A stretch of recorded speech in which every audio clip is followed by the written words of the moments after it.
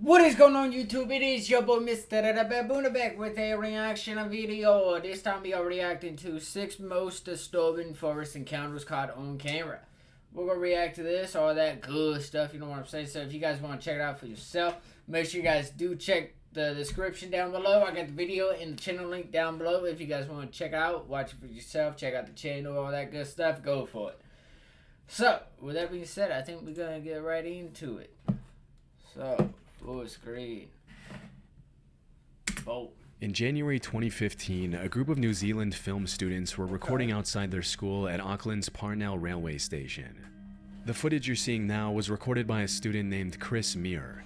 For a few minutes, Chris and his friends were messing around and having fun as they filmed. But that's when the group spotted a man and a woman wearing creepy white masks hiding in the tall grass next to the station and staring ominously at the camera.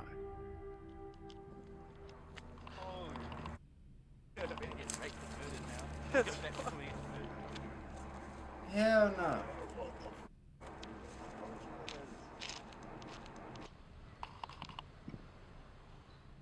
As it was later revealed, Chris and his buddies first thought that the masked people were probably pranksters from the school trying to creep them out, which is why they can be heard laughing throughout the footage. However, the students later confessed that it was more so nervous laughter and that they were actually pretty terrified during the encounter. Disturbingly, looking at the footage, they noticed that the couple appeared to be armed. In some of the clips, it looks like one of them is holding a pistol.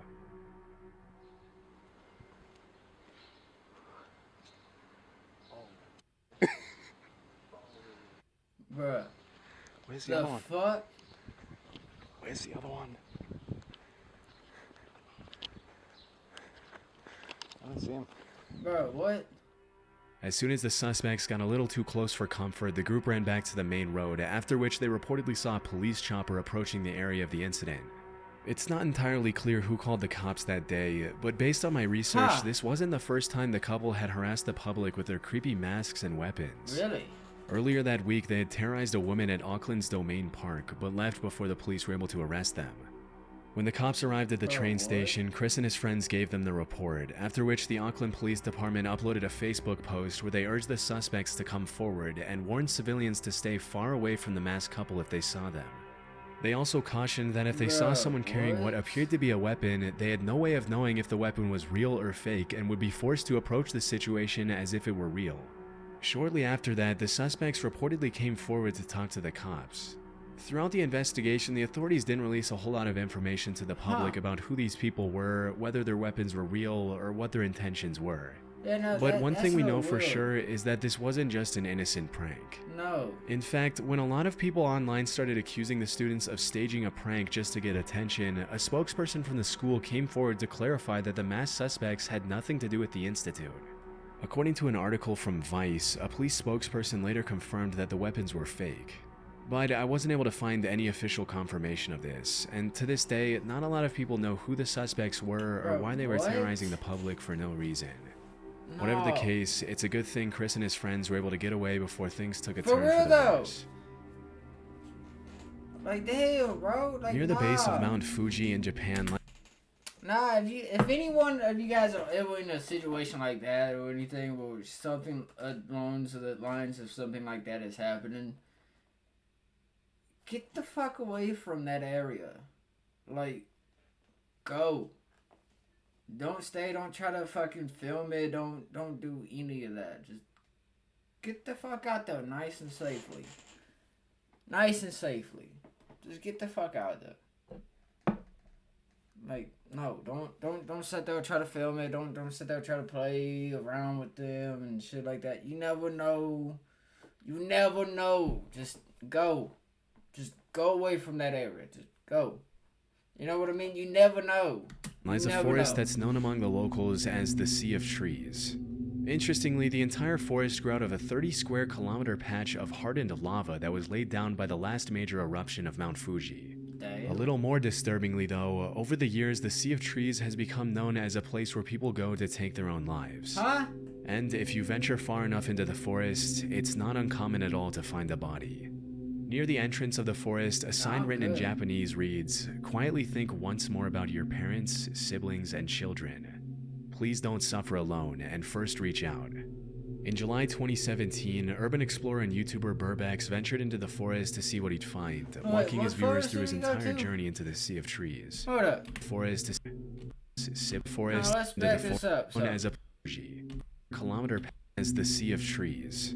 Interestingly, the entire forest grew out of a 30 square kilometer patch of hardened lava that was laid down by the last major eruption of Mount Fuji.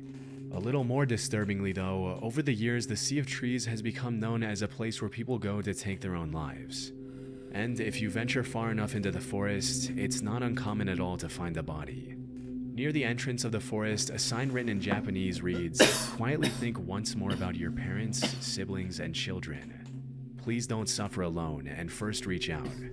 In July 2017, urban explorer and YouTuber Burbex ventured into the forest to see what he'd find, walking his viewers through his entire journey into the Sea of Trees. But even though the video starts out tame enough, just a few minutes into his exploration, the uploader comes across an abandoned bike, and that's when things get a little disturbing. Nope. I'm only a few meters away from the road right now, Nope. but I've already found an abandoned bike. It's actually a pretty nice bike. Let's take a look at it.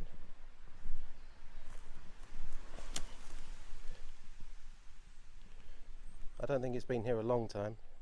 What do we got in here? And there's a packet for a knife. I think I've just found some kind of note in a bag. It says 1211.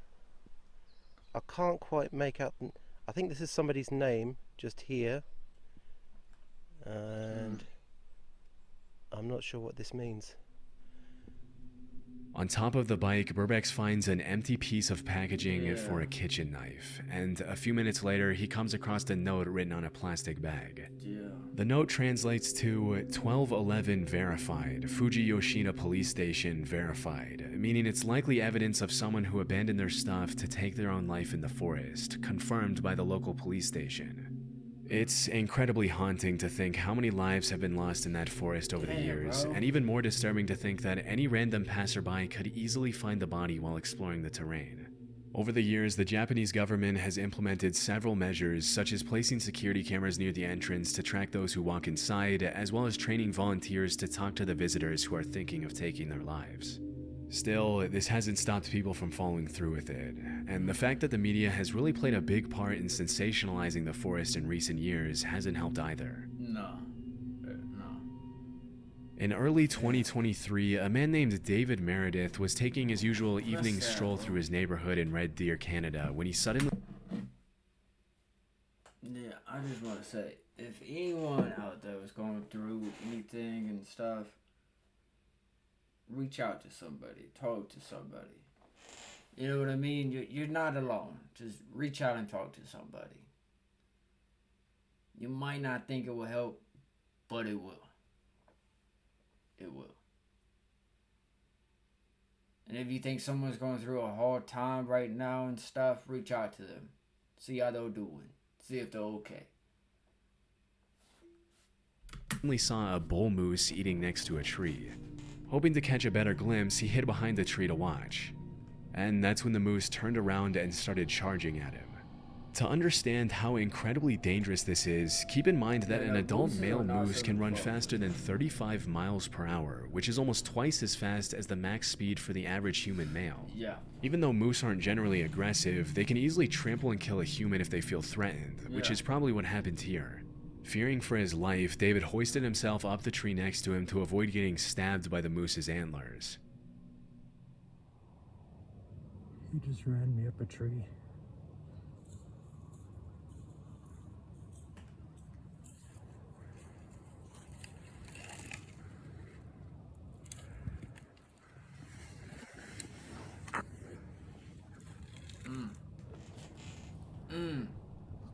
As soon as he was out of the moose's reach, he started recording. For about 30 seconds, the moose just stares at David, and you can hear the uploader's nervous breathing as he waits for the moose to leave. But shortly after, the moose starts charging back and forth with its head down, which is a clear sign that it's stressed and would probably trample David if he were to come down or fall from the tree. Yeah.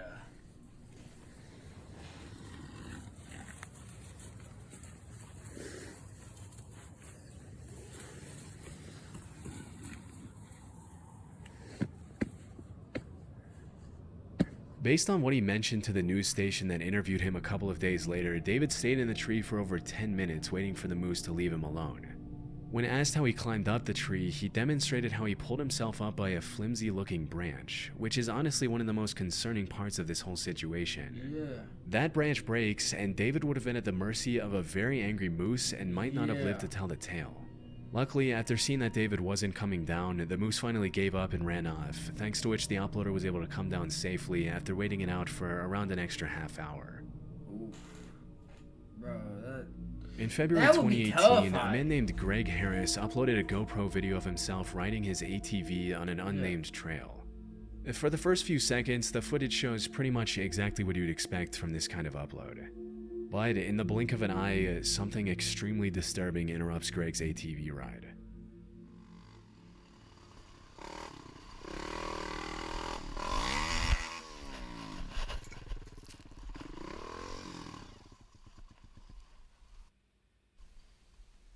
Wait, what?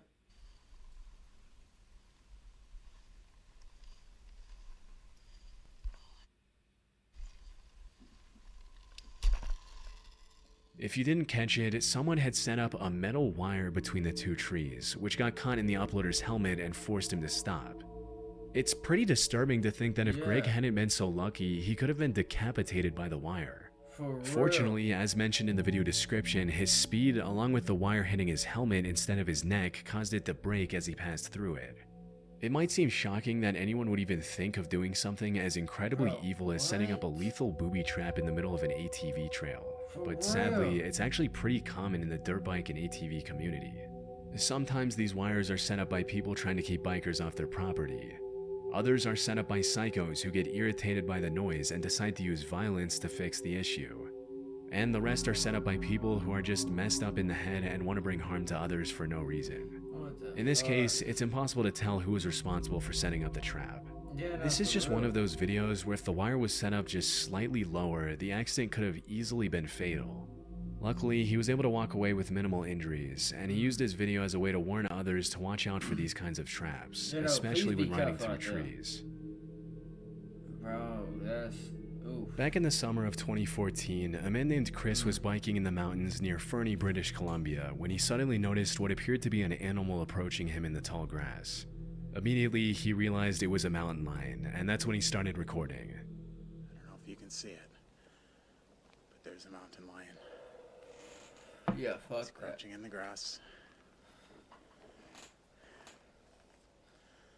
He's actually coming towards me. At first, it's kind of hard to see where exactly the animal is, but as Chris walks towards the trail, you can see it emerging from the grass coming closer. Yeah. That is a mountain lion. And he's stalking me. Even though mountain lion sightings are rare, they have been known to attack people in certain situations. And let's just say, if you see one stalking you in the tall grass, slowly approaching as it stares you down, you can be pretty certain that you're in danger. About 2 minutes into the footage, the lion starts walking a little faster, and Chris does the one thing you never do with a mountain lion by turning his back and starting to run. Did he? No.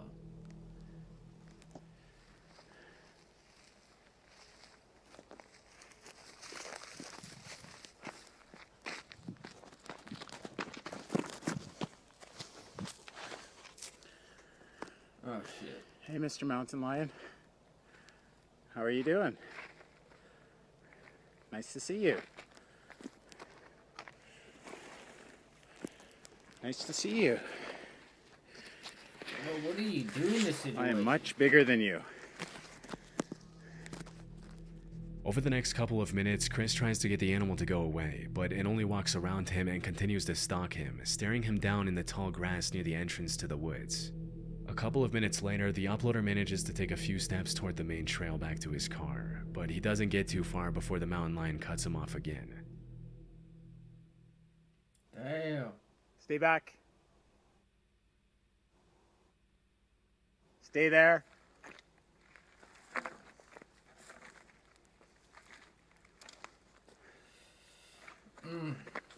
I mean, what do you do in this situation?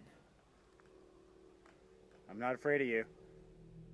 Fortunately, after a few moments of tension, the mountain lion turns around and disappears into the trees. Being in a position like that has to be downright terrifying, especially when you consider that the only reason the lion didn't attack was because it didn't want to. And had it felt more threatened, it easily could have done some serious damage. Thankfully, it was just a close call and Chris was able to walk away from the terrifying encounter unharmed. Please be careful out there. In March 2019, a 5-year-old girl from Fairlawn, New Jersey was playing with her friends near a creek in a wooded area behind their home right off Route 208.